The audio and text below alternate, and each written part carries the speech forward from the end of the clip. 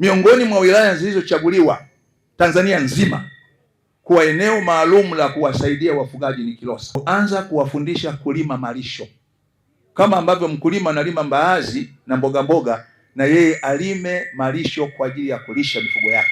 Na shamba la majaribio likatengwa lifanyike Madoto. Fanikiwa. Tunataka hawa wafugaji tuwatoe kwenye kuchunga. Hawa sio wafugaji, ni wachungaji. Toa kwenye kuchunga kwenda kwenye kufuga. Tunataka mabonde haya sasa, hizo ni hatua za ndani ya serikali, mabonde haya kutangazwa kuwa ni maeneo yaliyotengwa kwa shughuli moja tu, kilimo cha mboga mboga cha umwagiliaji. Narudia tena,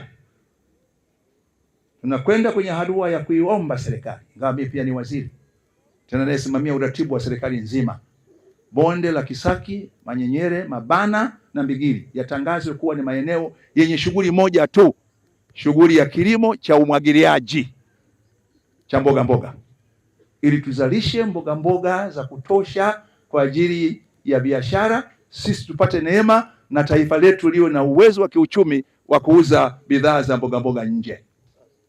Maana yake nini? Umuhimu wa bonde la Kisaki na maeneo yote haya sio kwa ajili yenu nyinyi tu, ni kwa ajili ya taifa zima. Leo hii tunahamasishana sisi kulima, lakini mkulima akitoka kwake akifika shambani hayuko salama. Mheshimiwa mbunge akibahatika kurudi salama, akija kulala usiku mazao yake hayako salama. Kweli si kweli? Lakini mheshimiwa mbunge, tunao vijana wetu wanaojitafutia, wakitoka hapa kwenda kule, wale ndugu zetu wafugaji sasa wameacha kwenye kufuga, wameingia na kwenye kukaba.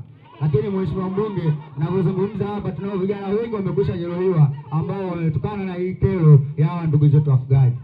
Mheshimiwa mbunge, sisi hatusemi kwamba hatuhitajiani, tunahitajiana, lakini kila mtu aishi kwenye mipaka yake.